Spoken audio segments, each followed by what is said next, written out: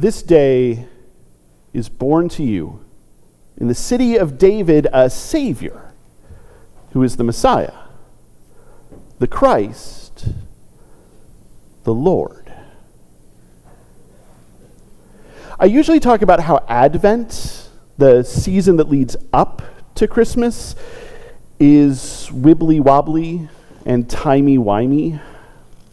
It's 4 whole Sundays where we, at the same time, look back 2,000 years ago to the day when the God who is love will come into the world as one of us, as Jesus, the Christ, among a dispossessed people in an occupied land to new parents who can't find a decent place to stay the night, to redeem all of creation.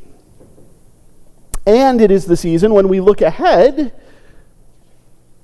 to when Christ will come again to usher in God's reign of love in a world that has been redeemed and restored and made whole. The past and the future all together at once, it's wibbly-wobbly, it's timey-wimey. But tonight is Christmas Eve, which might even be wibbly-wobblier.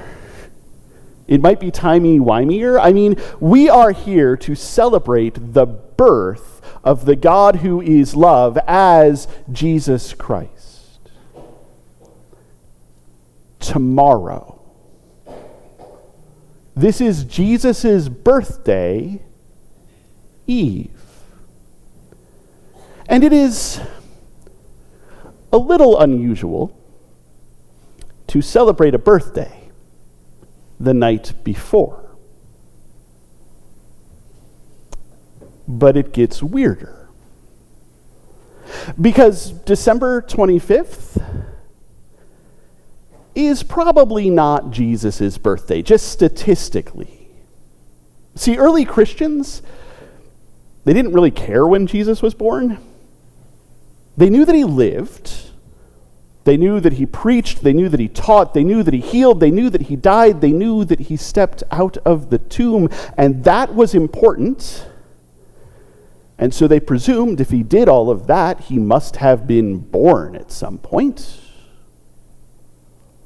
But they weren't really concerned about the day. And then after a while, as people do, people started asking for the gaps in the story to get filled in. Folks started saying, we'd really like to hear some stories about when Jesus was a kid. So they started telling stories about when Jesus was a kid, none of which made it into the Bible. And people started saying it would be great to hear about when Jesus was born. And it would be great to have a day that we could say Jesus was born. Let's get a date on the calendar. We can celebrate it every year the night before. And there was this idea about cycles of completion. There was a story that was going around that prophets always died on their birthdays. Happy birthday, prophets. And Jesus was so much more than a prophet, so he must have died on the very day that he was conceived. I mean, years later, not the very day, but the same day of the year. And so when you math that out, when you figure out when Passover was in the year that he died, and you figure out the math, and you count back, you end up on December 25th. So we're a little wibbly-wobbly. We're a little timey-wimey. We are celebrating the birth of our Savior on the night before the day that probably isn't his birthday. There's some beauty in that. There's some weirdness, don't get me wrong, but there is some beauty in that. Because it's easy to get caught up in this idea that the important thing about Christmas is that it's Christmas, and that it's on a specific day or a specific season, that's when the Christmas spirit gets to be there. The rest of the time, the rest of the year, is for the ordinary stuff of the year. Regular life. and Christmas gets to be small. But we know that the important thing about Christmas is this story that can't be confined by time, this story that doesn't sit in one night or 12 days or however long it is, apparently between like Thanksgiving and Return Day after Christmas. This story about the God who is love, with no footnotes and no fine prints, looking at a broken world with mercy and compassion, and choosing to step into that world, to come into that world as one of us, like really one of us, among a dispossessed people in an occupied land, to new parents who can't find a place to stay for the night. On this night, God is born. God is picked up and cleaned off. God has some food. God is burped. God is laid down to sleep in a manger. And that sounds sacrilegious. How can we say something like that about God? But that is the bananas, bonkers claim of Christianity, that God became one of us and everything that means.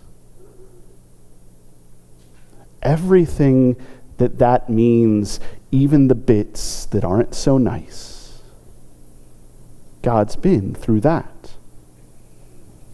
And what's more, God didn't come down as a king or an emperor, as a politician or a pundit, as a general or a titan of business or a billionaire.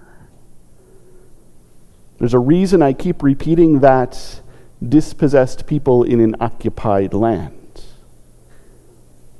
God comes into the world as one of us in the worst circumstances. And not just on Christmas Eve, not just on Christmas Day, but certainly on Christmas Eve and Christmas Day, and not just 2023 or so years ago, but tonight. Tonight, this very night, right now, in fact, God is sleeping on a park bench or in a homeless shelter.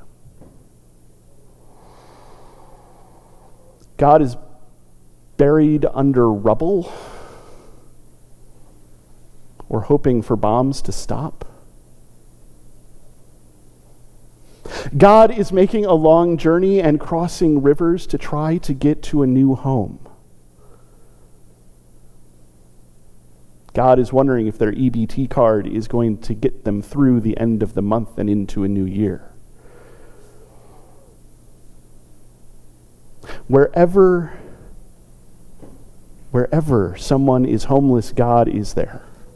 Wherever someone is hungry, God is there. Wherever someone is thirsty, God is there. Wherever someone is naked, God is there. Wherever someone is in prison, God is there. God is in county lockup tonight. Wherever someone is a stranger, God is there. Wherever someone is sick, God is there. Wherever someone is in need, wherever someone is searching for human kindness, God is there. And it is true that in a few months we will celebrate another kind of holiday. We will celebrate a day where God steps out of a tomb. We will read scriptures about God being a king. As the year goes on, we will talk about God's power and God's sovereignty. that God called the worlds into being and made all things that are, and will judge the living and the dead with compassion and mercy and grace. But right now, as much as we are utterly, absolutely, and totally dependent on God for all that we are and all that we have, right now is the day to remember that God is dependent on someone who will offer a room. On someone who will say, I don't have a room, but there's the stable. There's the manger. There are your parents. There are some shepherds. In this moment tonight, God is a baby. And I don't know if you know this about babies, but they need a lot of attention and a lot of care and a lot of love and a lot of support. So it turns out to children and adults and mature people and everyone. And it's wibbly-wobbly and it's timey-wimey, but tonight and tomorrow night and every night, whenever we do for someone else, whenever we care for someone in need, whenever we feed the hungry, give drink to the thirsty, welcome the stranger, house the homeless, do whatever, whenever we act as someone who will give up a stable or a room, whenever we act as a shepherd, whenever we act as, I don't know, some kid who shows up to play the drums, whenever we act in love towards someone who needs love, we are acting in that love towards God.